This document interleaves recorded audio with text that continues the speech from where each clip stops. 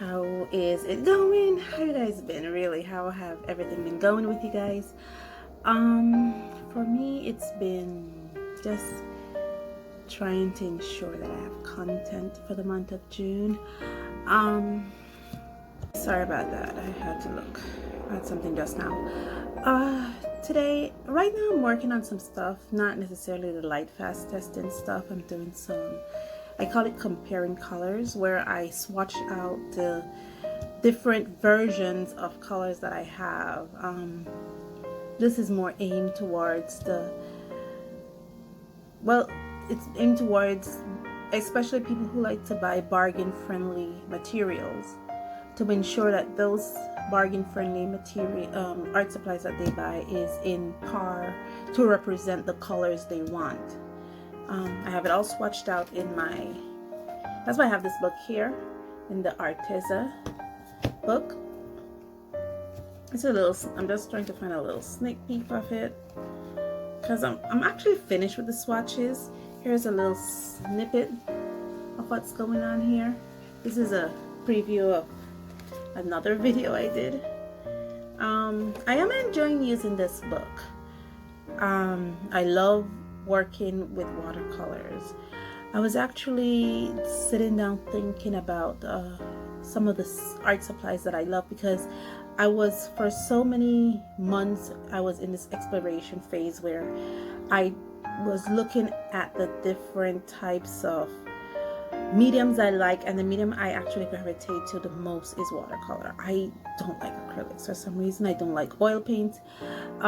It just gets to me like when I put a stroke of paint down, that the strokes that is left by the brush that I use is left in the paint. That gets to me. So, and it happens a lot with acrylics and oils.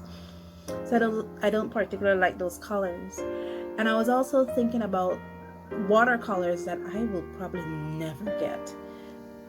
And I'm not protesting not to get these because I hate them. They're not bad products, guys. They're wonderful products. They're just not my flavor of tea. Basically, you know, you have some people like green tea, some people like black tea, some people like exotic flavored tea.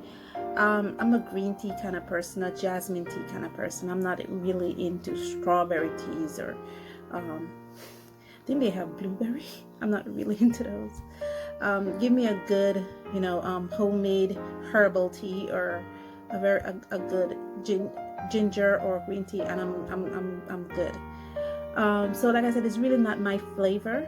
And some of the art supplies I probably will never invest in are like the Fine Tech metallic sets. I will probably never invest in those, even though they're supposed to be some of the best types of metallic colors out there. I have the Kuretake Starry Nights collection, the Kuretake gem colors, and the Kuretake pearl colors, and I barely use those.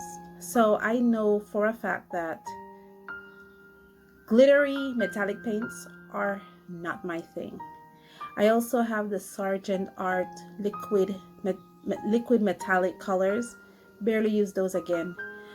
I have some metallic coloring pencils. Barely use those. So I know now that metallic colors are not my flavor. I don't like them. Other thing that I'm experimenting with is this right here. I'm gonna end this shortly. This is my DIY textured paste that I made, and I made it with acrylic paint, white acrylic paint, baby powder, and white school glue. And believe it or not, this jar I have here, I've made it in 2018, I believe. And this is the same amount that I made in 2018, and I'm still using it today. I just have it in this very good airtight jar. And so I picked this up, mix it in a bowl with a little bit of gesso. I have some Sargent Art liquid gesso here. Mix it with a little bit of gesso. I have a big old bottle too. And I make my own DIY watercolor ground. And the watercolor ground, I consider it like a primer for watercolor paper, especially papers that are not made to receive watercolors. Like I've shown this before, this little sketchbook here. is not made to receive. It's actually made from cardstock, and I use it like watercolor. So it's really not made to receive watercolor paints, but I made it to receive watercolor paints. I also noticed that the back end of the Artista book, and there goes the probably neighbors are passing by. Let me show you one. The back end of the Artista book, this part here. This is the front end where I drew this little birds of paradise. And like I was saying, sorry, one of our neighbors came by, but it's not for me, it's my husband. He came to see.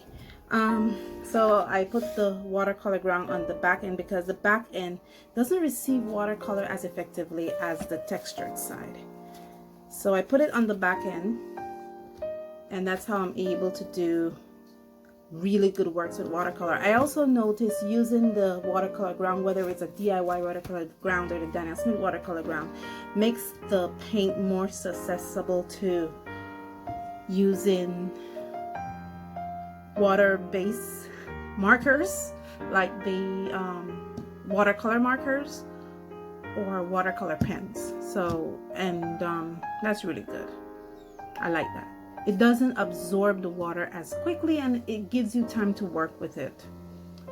So those are some of the things that we need to look at, and we'll be looking at that. I mean, like I said, I'm really putting my DIY watercolor ground to the works, so that when I bring it to you, when I say, oh, it could do this, it can't do that, it's best to use it with this kind of graphite versus this kind of graphite. It's best you leave it for 24 hours to dry before using it. I know what I'm talking about. And that's about it. There's not much to say in this little snippet here. I just heard my husband's voice on the video, the first time I ever heard him speak. Yeah, and there's really not much else to do. One thing I should show you guys, this is some of my first ever handmade watercolor paints. This is a watercolor paint set that I bought from Artistic Isle.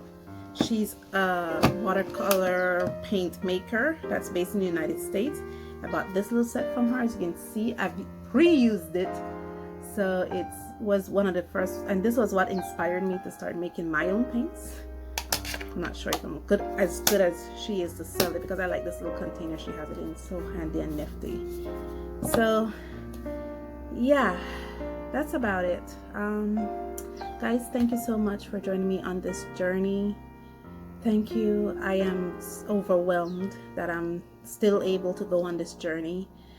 All the amazing things that I've discovered. One of the things I discovered was my style of drawing. I like to call it coloring book style. And it took me, I think I'm now accepting that that's my style and that's how I draw, and to see how I could improve it and develop it from there. Thank you guys so much, and I appreciate your comments, your likes. Thanks for all my subscribers. I'm actually doing this journey because of you. Thank you, thank you, thank you.